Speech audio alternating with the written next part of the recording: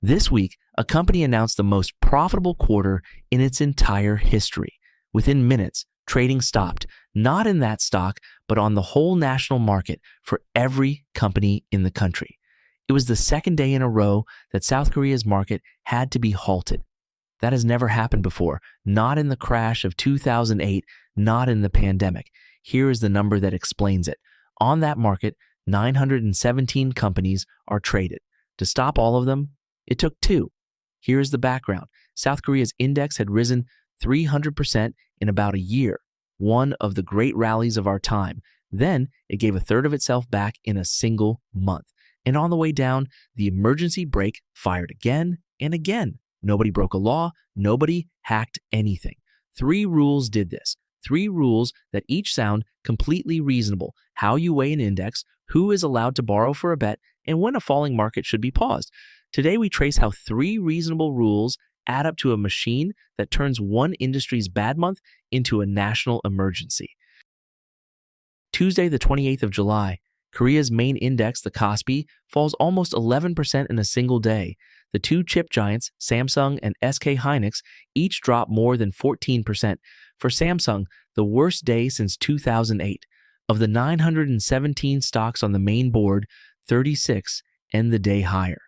Halfway through that fall, the exchange's automatic brake kicks in.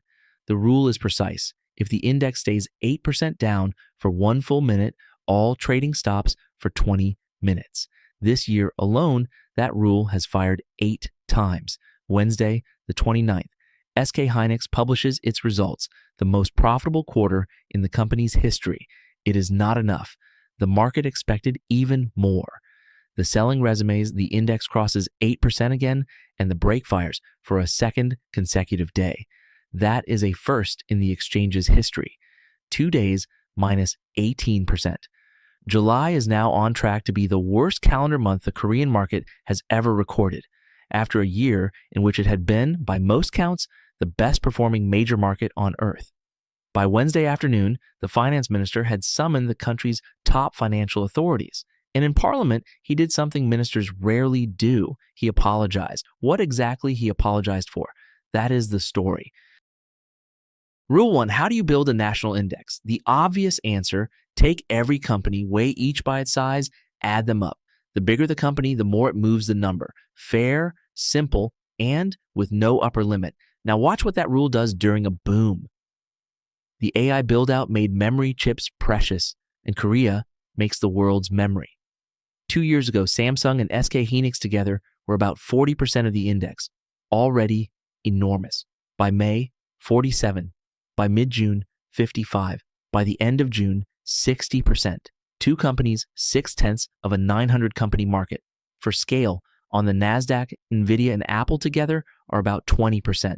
On Japan's index, the top 2 don't reach 10. Nobody decided this. The weighting rule converted the chip rally into index dominance, automatically, day by day. Success concentrates by design, and concentration is just fragility waiting for a direction change. The arithmetic is brutal. If 2 stocks are 60% of the index and they fall 14%, the index falls more than 8, even if all 900 other companies end the day flat. The break threshold can be crossed by 2 stocks alone. One more twist from outside the country. American fund rules limit how concentrated a foreign market fund may be. Analysts warned 1 more percentage point of weight, and foreign funds bound by those rules would have to sell in about $2 billion of Korean stock. A cliff in Seoul, written in Washington. Rule 2. Who may borrow to bet? This spring, Korea's regulators approved a new retail product, exchange-traded funds that deliver twice the daily move of a single stock. 1 ticker doubled. They launched on the 27th of May, near the very top of the rally. Retail investors poured in about $10 billion in 2 months, 5 times what foreign investors put in. Borrowed money across the market hit an all-time record. The country's rally had become the country's lottery, and the new product was the thickest ticket. Here is the mechanical part, and it matters. A fund that promises double the daily move must rebalance every day, which means it is forced to sell after every fall and buy after every rise. By construction, it sells into the fall. It is not a bet that amplifies your gains. It is a machine that amplifies the market's moves. When chips turned, the machine ran in reverse. The 2x SK Hynix fund lost more than 80% from its June peak. The Samsung version lost 75%, and brokers selling out customers' accounts to recover their loans unloaded roughly $1.7 billion of stock, which brings us back to that apology. In Parliament on Wednesday, a lawmaker told the finance minister, "The country has turned into a casino. These products should never have been allowed." And the minister said he was sorry for introducing the product without careful consideration. It is a rare thing. The author of a rule naming the rule as the defect. The apology unwinds no one's losses. Rule 3. When should a falling market be stopped? Korea's ladder is precise. 8% down, held for a minute. Everything pauses for 20 minutes. 15%, pause again. 20%, the day is over. Breaks like this were designed after past crashes, and they are built for a specific enemy: panic, a wrong price, a cascade of automatic sell orders, a mistyped trade, a rumor, situations where 20 minutes of forced calm lets reality catch up. But that does not look like what is happening in Korea. This is not a wrong price in a moment of panic. It looks like the repricing of a belief, the belief about what a year of AI spending will actually earn. A 20-minute pause does not change what memory chips will earn. So the selling resumes and the break fires again, 9 times in 1 year, twice in 2 days. Worse, a threshold everyone can see creates its own gravity.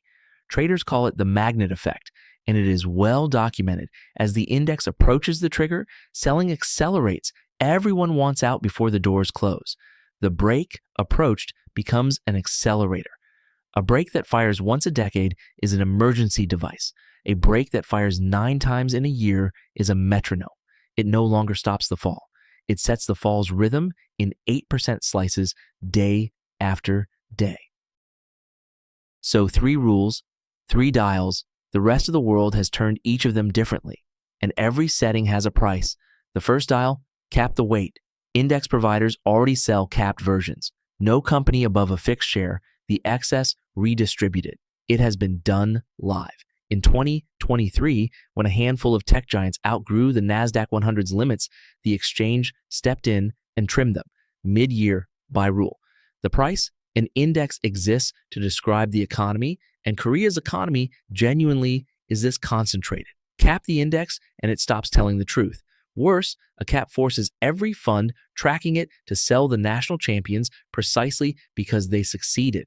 A tax on winning, paid on the way up, resented all the way. The second dial, gate the leverage. Europe did this after a wave of retail losses, leverage limits for retail derivatives, outright bans on the worst products. Korea is now weighing the same menu: position caps, lower ratios, or professional investors only. Do that, and the double ticket machine from Rule 2 simply cannot fill with household savings. The price? It is the state deciding who is allowed to risk their own money.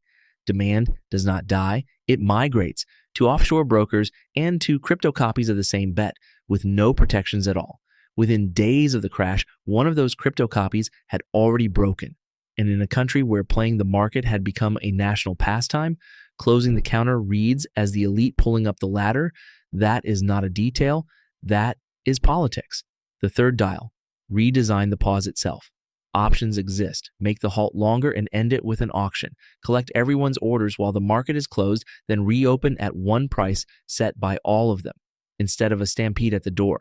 Or replace full stops with one-way limits. Prices can only fall so far per step, the way America rebuilt its system after the flash crash of 2010.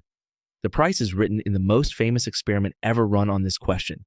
In January 2016, China switched on a market-wide breaker with tight thresholds. The magnet effect took over. Every approach to the trigger accelerated the fall it was meant to stop. China scrapped the entire mechanism after 4 trading days. Make the pause longer, and the wall of unfilled orders waiting behind it grows taller. Make it rarer, and you ask why it exists. Make it tighter, and you install a magnet. There is no neutral setting. The dial only chooses who panics and when. 3 dials, 3 prices, none of them free, and none of them optional. So back to the strangest fact of the week. The most profitable quarter in a company's history helped stop a nation's stock market. Twice. There is no villain to arrest here. Weighing companies by size is fair. Letting citizens invest with conviction is freedom. Pausing a crash is prudence. Every rule defensible. The sum, a machine. Success concentrates. Concentration invites leverage. Leverage cascades, and the cascade slams into a brake that was never designed for it again the next morning. The minister apologized for one of the 3 dials. The other 2 are still set exactly where they were on Tuesday morning. And this is not a Korean machine. Every stock market on earth runs on the same 3 dials: how success is weighted, how much conviction may borrow, and when falling is paused. Most countries set them years ago by default when the numbers were smaller and have never looked back. So when a market next halts, any market, any country, carry this question in: which of the 3 dials actually did it? The answer is almost never the one in the headline.